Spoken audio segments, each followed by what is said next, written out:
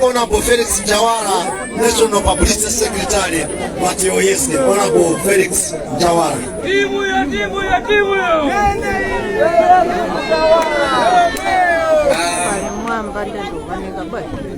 Mwatira ndira eti? Tonse tili ndi chisoni eti? Alipo kukondwera ngati masolo? Tonse tina chitima. Asi tena? Ndipeleke ulemu kwa Madam SG, Honorable Patricia Kaliati, ulemu wanu Honorable Kambala, ulemu Honorable Enoch Chihana, ulemu wanu Honorable Benjani Kaluwa, Honorable Kanyaso, Honorable Kusalambula, Honorable Makwenda, Honorable Ndovi, amfumu atu komanso aineka muzuno ndi mafumu ena onse. Pamene tikuyatsa makandulo, nkhani yayikulu kwambiri kumakhala yokumbukira Dr. Saulos Chilima. Imfa iliyonse imakhala yopweteka eti, koma imfa iyi ikumapweteka kwambiri. Ikumapweteka kwambiri chifukwa chonena kuti tikumaganizira mmene anafera. Chimenecho ndi chimene chikumatipatsa mkwiyo. Chinanso chimene chikumapangitsa kuti imfa iyi ikhale yopweteka ndi mafunso amene tikumakhala nawo, amene mayankho ake situkwatani kodi situmapeza ya. Koma chifukwa cha chikhulupiriro komanso zimene Dr. Chilima amafunira dziko lino, tikukhulupirira kuti imfa imeneyi yadzala mbewu. Yadzala mbewu yotani? Yadzala mbewu imene yapanga anthu ambiri okhulupirira chiphunzitso chimene Dr. Chilima amaphunzitsa. Ambiri akukhulupirira kuti nzotheka dzikoli kukhala dziko lokomera wina aliyense. Tsopano ndimafuna masolo ano tipange chonchi kuno kwa agenda. Ndimafuna kuti ndikanena kuti SKC eti ndikanena kuti SKC mwalozi anzanu kuti SKC ndiweyo. Tamvana eti? Ndikanenanso kachiwiri munene kuti SKC ndi ndani kodi? Chifukwa chani tikunena choncho? Tikufuna kuti wina aliyense ayambe kuganiza ngati mmene Dr. Chilima amaganizira. Ayambe kupanga zinthu ngati mmene Dr. Chilima amapangira. Ndeti yesere tweti? SKC! SKC! SKC! SKC! Osaopa! Osafoka! Osaopa! Osafoka! Osaopa! Osafoka! Osaopa! Osafoka! Osatopa! Chifanya kuti SKC ndi ndani kodi? SKC ndi ndani kodi? Tikamaenda tsiku ndi tsiku aliyense tizimuza kuti iweyo ndi ndani SKC. Amene ungakwanirise masomphenya a Dr. Chilima ndi iweyo. Amene tingakwanirise masomphenya a Dr. Chilima ndi ifeyo. Ndilole nthawi ino tsopano ndiapatsire Madam SG kuti akuyankhule zikomo kwambiri.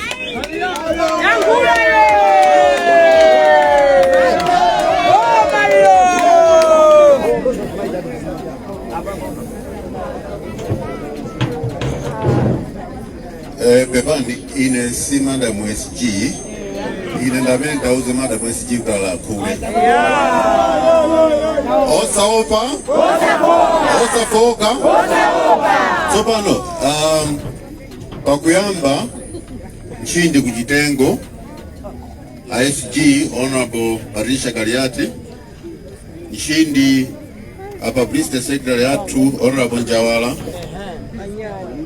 nchindi Benjani Kaluwa, Honorable Ndovi MP atu nchindi, kweniso nchindi Kamzingeni Jihana, President wa Ford, nchindi Amakwenda Chunga, kweniso nchindi Amavuto Banda, nchindi MP atu kunkatabe Akanyaso, kweniso nchindi Asalambula MP amene machokera ku Chewu, komanso sindikuiwala nchindi kujitengo warisha Morris Munthali amene mulipo mpano. Ineyo sindilankhula zambiri koma ndimafuna ningolankhulapo kuti mwaona kuti tonse amene tikulankhula pano pokumbukira mzimu wa malemu Saulo Chilima ndi anthu ena 8 amene anamwalira pa ngozi ya ndege komanso Lucius Banda, tonsefe tikukhala odandaula. Tikudandaula kwambiri ndi ngozi imene inachitika pa 10 June. Ndipo pali mafunso ambiri amene anthu tikufunsa osowa mayankho yake. Mayankho ya ngozi imeneyi adzapezeka ngati anthu mutasonkhana bwino kuvota. Chifukwa chake Fredo ananena kuti mwesetse nonse mukhale ndi chovotera eti.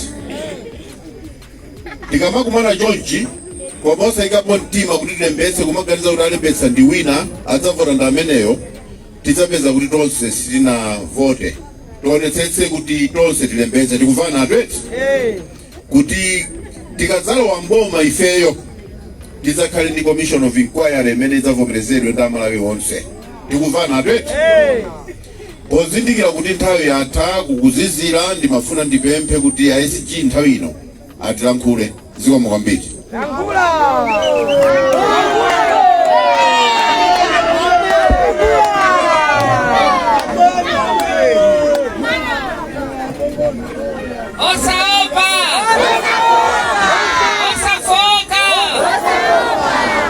Takunyadirani nzathu kuno kwa agenda olemekezeka President Afford amene mulipo mpano right honorable Enoch Chihana, olemekezeka Publicity Secretary athu honorable Njawala, olemekezeka akulu athu a Director of Economic Planning honorable Dr. Engineer Kambala, akulu athu a Campaign Director honorable Makwenda Chunga, National Campaign Director, akulu athu Doi, olemekezeka Akaluwa, akulu athu Mtali takunyadirani kwambiri, akulu athu a leader of the house the side of UTM honorable Chris Kanyaso, akulu athu Adovi walala mose apa muli pano watata za mama naonanso akubwera olemekezeka director amayi pano pamene tafika ife pano olemekezeka Deputy Campaign Director honorable Salambula takunyadirani kwambiri. Mmene tafika pano tabwera kuzalemekeza mzimu wake wa Dr. Saulo Chilima, ndipo kumene kuliyeko alikowala ndimati ndipemphe tapempha olemekezeka Munthali koma tonse tenti ya senyali zathu yasani makandulo anu, yasani makandulo anu, yasani makandulo, yasani makandulo, yasani makandulo, yasani makandulo. Munthali bwerani bano mulipaseko mapepero mene kandulo ikuyaka ndikatako yankhula ine ndapempha President Afford ayankula kenako tizibwerera makwatu tikulemekeza mzimu wa Dr. Saulo Chilima.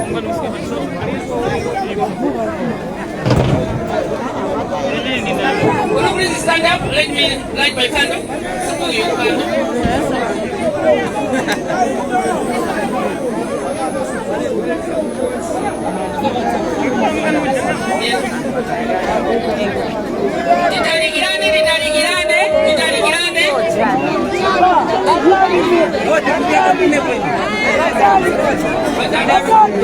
Titalikirane kanduloyo amadonthera zovala aononga zovala, kanduloyonso akhoza kuotcha zovala. Tiye titalikirane ndithu pepani.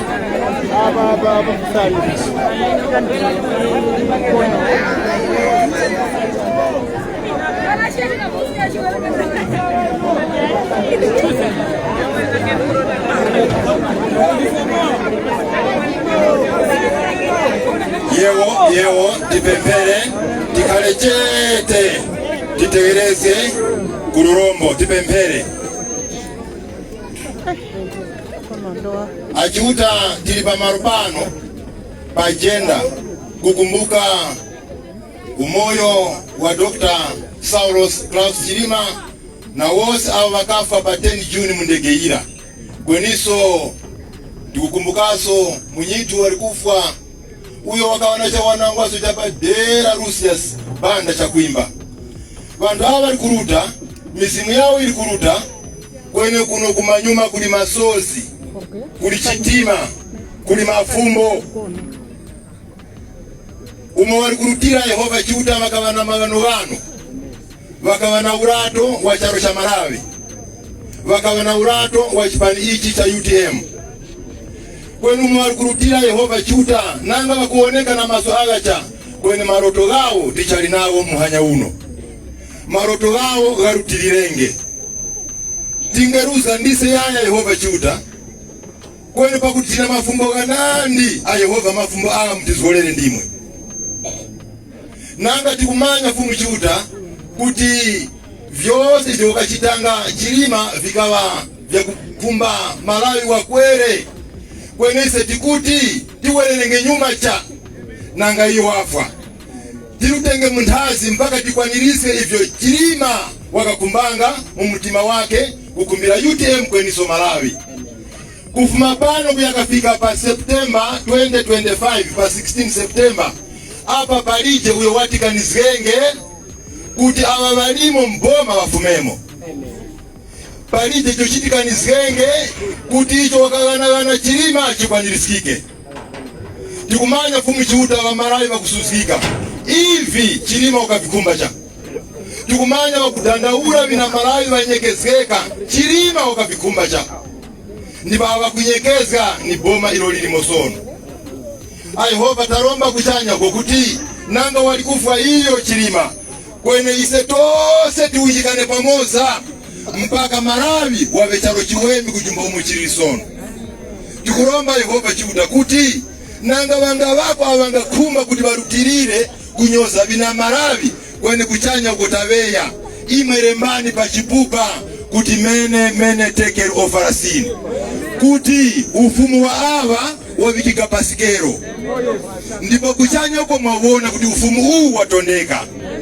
pakuti bafumengepo a Yehova vikandi warongozi wanyake kwene umotiriri pano tikukumbuka Chilima na abalikufa nkongono zikwizamo uko tina masozi maso kwene nkongono zikwizamo kuti ulendo huu tamfika muronga tamambuka nyanja ya mkugavika tamkwambuka pomiso mpaka tikafike kukenani muwe nase papano Yehova Chiuta mzina la Yesu Kristu ameni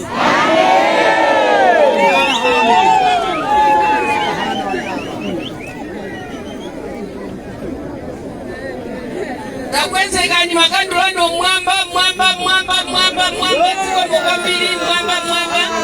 siko mokwambiri pamene tikupereka kuwala kuendelera koposa kwa Dr. Saulos Chilima komanso Madamu Shadidi Muluzi ndi asilikali yake amene anamwalira nawo Dr. Saulos Chilima komanso ndi ena onse amene amagwira nawo ntchito mapiloti amene anali mu ndege komanso amene tafika kuno koyambirira tikangofika kuno kupatula kuti tikafika pa Nkhamenya timadalwa mumpoto koma tikangofika pa jenda pano ndi timatafikisisana kuno kumpoto kuli abale athu ena amene anamenyera ufulu wa dziko la Malawi amene onse anatayika mmodzi mwa iwo ndi Chakufa Chihana tikukweza makandlo athu mwamba kuti Mulungu alandire mizimu yawo kuti kause mumtendere ufulu umene anthu amene amaufuna si umene tili nawo ayi tikufuna ise economic freedom tikufunanso chitukuko chenicheni chimene anthu angatokhala pa iwo okha koma ifeyo tikudziwa kuti Dr. Saulos Chilima anali chisanzo cha anyamata onse Malawi muno ndipo anyamata ambiri anaphunzira komanso anakonda ndale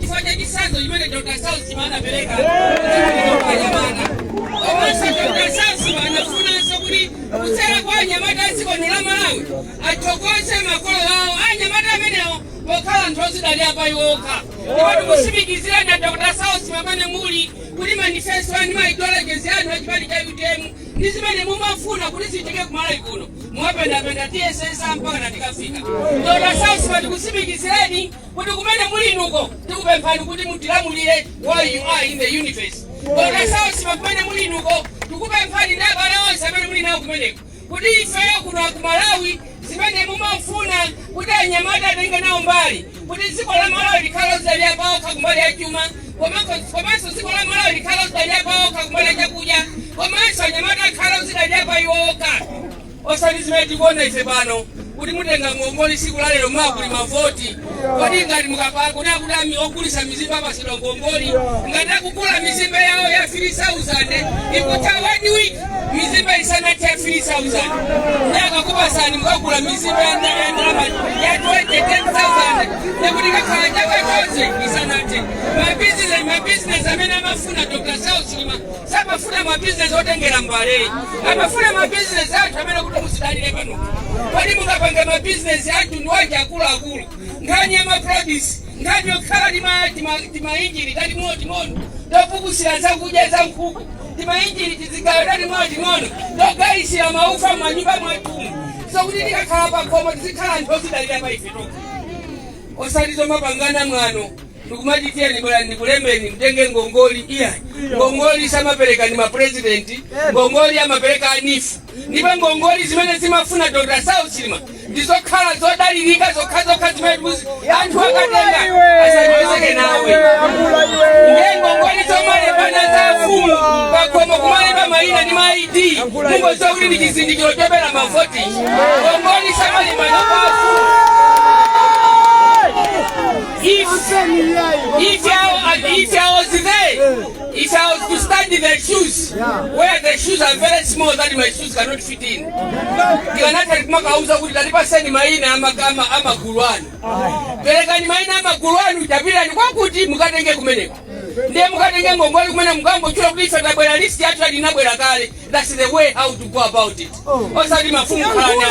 Teni muzilemba ndikunyoza na kwa kukulu. Ashogoleri mmene timachita lonchi nifi kwayambirira komweko anthu akataka zipasira ngongoli lero mulima komwenu mpaka mabizinesi alikulako ena mudatuluka kale bila ku Zambia ukaleka tikupambana ku Malawi kunabwera dongosoni tizipanga bai Malawi lero bai Malawi sakupezeka nkhani yogulisa mazira anthu akuchoka ku China kumagulisa mazira munomo moloma kuti mazira tizigulisa ifeyo anzathu aku Tanzania ndamene mapanga bai Tanzania wawo anzathu aku Zambia lindi bai Zambia wawo ife nango nama za bai Malawi aji nyamata meti nambila kuzikanda mpaka na padudila kandikandabe anthu kumati na misa no ndipemphere mzimu wa Dr. Sausi Chilima kumene kuliyeko kumene amafuna aji nyamata apange Malawi wabwino lero lometa sonkhana pano tilakweza nyali zathu kumwamba kumene mulinuka mulandire kupempha kwathu kuti you should liberalize the youth and the youth is to stand in their shoes and make a rightful decision and the youth they've got to be free from democracy. Osada zilepera kuyankhula chinyamata ufulu umene nyamata ine ukhala nawo akhale ndi ndalama m'matumba mwawo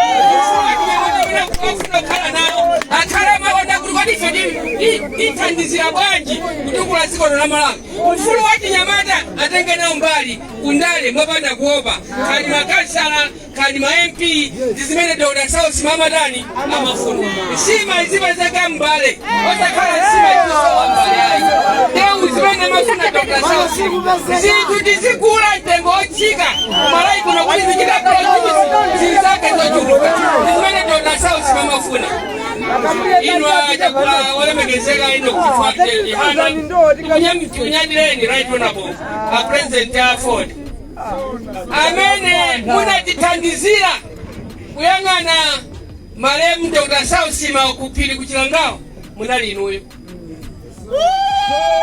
samene mapita kumene kuja dziko la Malawi tikana kuti lili pa umphawi tinaonera tsiku la kuchikangawo kuti analibe ndi tochi yomwe matochi omwe ochokera ku China ambirimbiri ali ngwewa makoloboi kulephera kukhala ndi koloboi yomwe amayendera tochi ya honorable right honorable Ajihana. What a shame.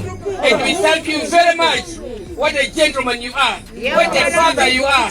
What a brotherhood which you showed when we lost our father. Wherever you were, everywhere. And you were communicating with us. Kulero kuti ine ndili pano tochenga patayang'ana muchikangawa ndiphirirani kulu kwambiri imene kakhale ami amagwira mwechani chino ndipo tikanapezanso malemu thupi lache la Chilima mwina siku lomwelo koma chifukwa chosowa matochi chifukwa chosowa sola chifukwa sola zikanakhale makandulo ali ababa nokuyenda amene pali ponse muchikangawa muja kumasaka thupi lache koma tinalephera kuchifukwa cha tochi yaja kufa ya Enoch Chihana, my apologies and let his soul rest in peace. Anatithandizira kuzungulira kwena kuli konse. Ndikuthokozeni kwambiri. Kuti ndisauta Malawi ndisosauka, ndinaonera ndege imene inagwa kuchikangao. Ndege yatu yeni basi kugwa. Kusoza kuti ndifotani. Nangeka nakakuti akwera kunja tikanachita manyazi otani. Mapatula manyazi amene fetili nawo. Ndege ya Malawi momuno, kugwa momuno, kusoza kuti ndipo service yomwe simata. Isima pangidwa. Ifandenge kati pangidwa service zikanakhala bwino. Koma mwina kapana nyengo ya siku meja sinali bwino. Ndiye ndipempha kumwamba Mulungu chinakukomerani kuti munabweresa chifunga muchikangawa chimene tinatenga mwana wathu Dr. Saul Silima. Chifunga chimene chocho chikhale choyamba ndicho maliza. Isazakhalenso chifunga china chimene chizikhala Malawi. Chifunga chimene kukhale ndi strategy so ifa Malawi yakuti kuzika ukakhala chifunga ukakhala nyengo yovuta ngeti chepeseso majani maendero. Kopenanso anthu maulendo azienda apafupafupi osakhala kutali. Endi chikangawa iweyo chikangawa chinakukomera kuti ukatenge Dr. Saul Silima. And that should be the first and the last kuti iwe chikangawa ukatengeso anathu Malawi. And we pray for the souls of our beloved sons and daughters of Malawi who passed on 10th of June in Chikangawa forest. Muchikangawa mene mumutipempha kuti alizathu amene amaphunziriramo sikulu zawo zosiyana-siyana akhale ndi sikulu yapambana kwambiri ngati nkotheka tinenetsa kumangamo zinyumba zina kuti ame athu azigona mbali ina komweko kuti pakakhala china azikhala kufupi kwapeza ame athu kuti aziona kuti atithandizira bwanji. Let's build some of the memorials in Chikangawa kwa apolisi ame akhaleso ndi memorial houses kuti azipezeka kukhala kumene kuti kapezeka pa mavuto ena atuzithamanga kumene. And in remembrance of the souls of our son Dr. Saul Silima and the sons those who passed in Chikangawa. Ife tabwera kuzakupepesani kuzalira nanu ife mwana wathu anamwalira kuno munalephera kumuona amene anamwalira soko kuno komanso mwana wathu anakwatiranso kuti kunoko ndekutamanja anali mwana wanu anali mulamu wanu anali mchimwene wanu koma zapezekanso kuti you know what God does. Kuzabadwa kukhala maboma onse Malawi muno nkuzakwatiranso mbali yakuti yakonkuno nkuzaferanso mbali yakuti yakonkuno. We thank you Lord because you had a purpose for taking Dr. Saul Silima, and we know that he is with you in the universe, and we are looking up to you to governing us, to rule us, to guide us, and to bind us together as one Malawi, one gender, one Nzimba, one youth, one women, and one man. And may God bless you all for coming to respect the soul of Dr. Saul Silima. Ima ukonda ni kwambiri, nifaa sinafuna kuti kudusireni, nilile nanu limodzi, nifaa jota yanso mwana wanu, mchimwene wanu, mulamu wanu, mfumu yanu, imene inakwatira konkono, komanso inafera konkono.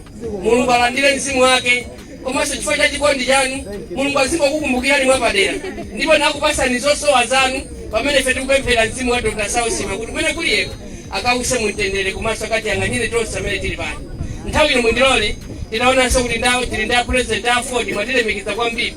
Apresident athu ino amutali tengani kuthokoza kwathu kuchipani chonse because I'm not wasted to ask the president of Ford to thank the party. I'm asking you Mutali, Reverend Mutali, mutenge kuthokoza kwathu kuchipani chonse cha Ford chifukwa cha ntchito zabwino zimene mwanatiwonesera kuyambira pa 10 June. Simunatisiyeso tokha mukuyenda nafe mukulira nafe. Mulungu yekha akudaliseni. Panopanso chifukwa chake pamene tayambira pano tayambiranso kuyitana mzimu wachakufa Chihana kuti atisogolere zolinga zake zimene amafuna za democracy zipite pasogolo chifukwa cha chikondi ndi mzimu waukulu umene anawika mwa mwana wawo Enoch Chihana. We begin to fight for the democracy of the youth and liberalization of the youth, but also the economic empowerment of the youth, women and men in Malawi. We thank you very much and we salute the soul of Chakufa Chihana. May his soul rest in peace. And allow me now to ask Right Honorable Enoch Chihana to speak and close the candle lighting. Thanks so much.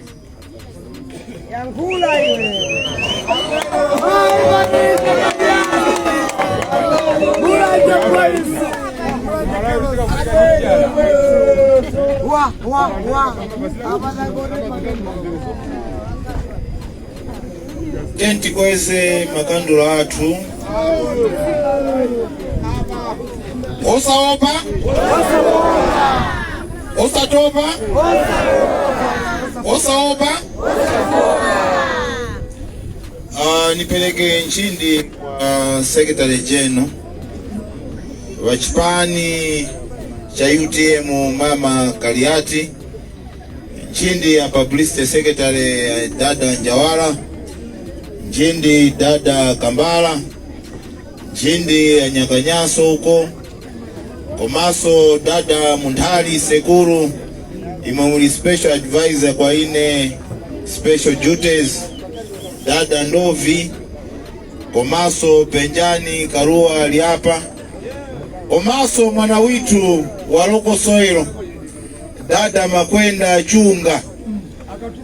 Wa mwana ngamanya kuti kuyutia musoli kuchanya National Director ya mwana mwemi dikali na imagola, komaso mbalewane wangu hapa publicity kuoneka soyai chiaula shawa salambula na kuona na Nyakanyaso naonga ine nikumbanio vinandi ai mauno kwa macha kwamba on behalf ya chipanja Afford nikumbani pepise kwa nyitu wa UTM nyengo yuwa ujumpamo ni nonono ni pepiseso kwa imwe pano wanyamata pajenda imwe mkawana hope omaso tsogolo lowala ili mmaliona mama my brother late Saulos Chilima, may he so rest in peace. Omaso kuntundu wose wa Malawi chifukwa kwa ine Saulos Chilima sukuti anali mtsogoleri wa UTM yokayai, koma anali mtsogoleri kwa aliyese muntu amene anali ni masomphenya, kwa aliyese amene anali ni hope mdziko muno. Mchifukwa chake para ise tufumba mafumbo kuti ko akafauli vandu wanyaka kumbati kake ise tufumba wakafauli kuno kwa jenda para kwa chitikaifu akukula malonje china kazi vayoyepa sibweni vauyoyapi uchanalume vayoyepa palaka matenda wakuyoya matenda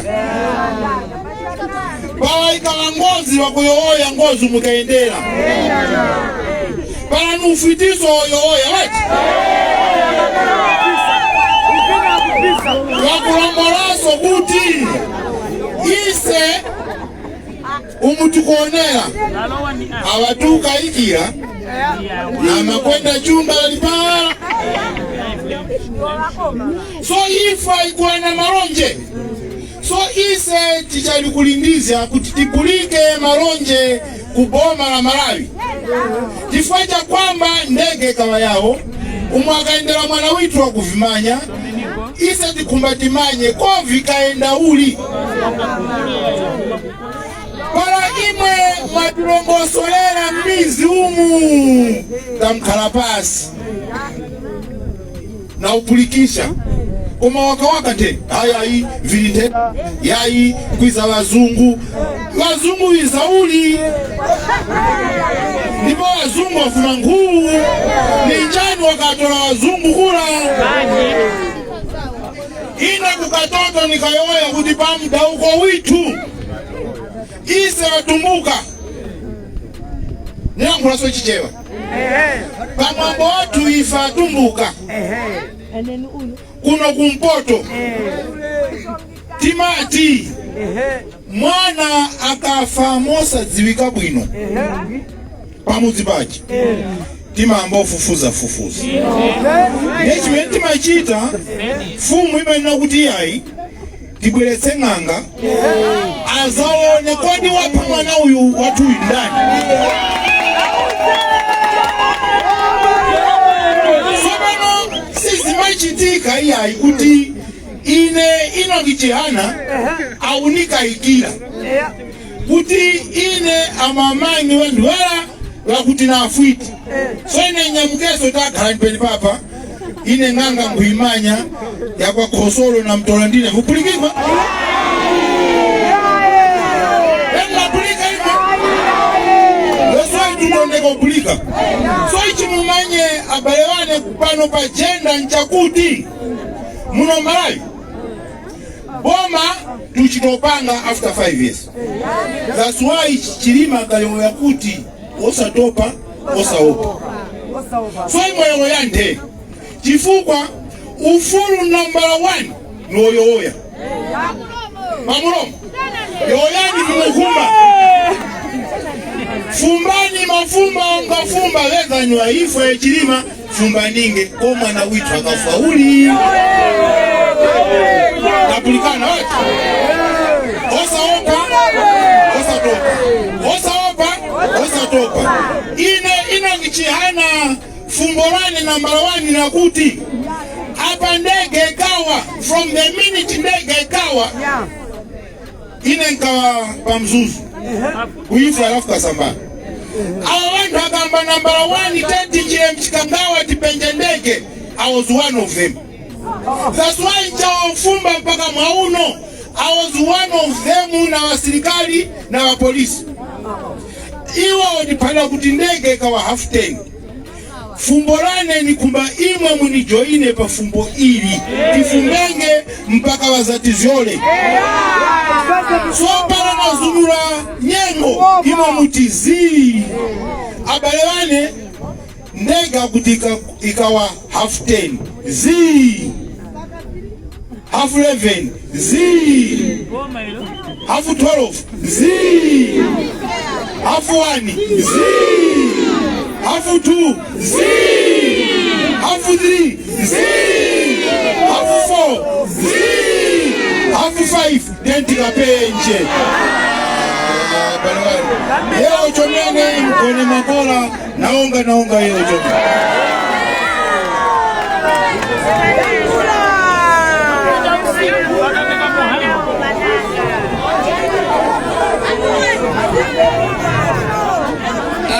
Deputy Regional Governor Honorable Jihaula Shawa to we are meeting for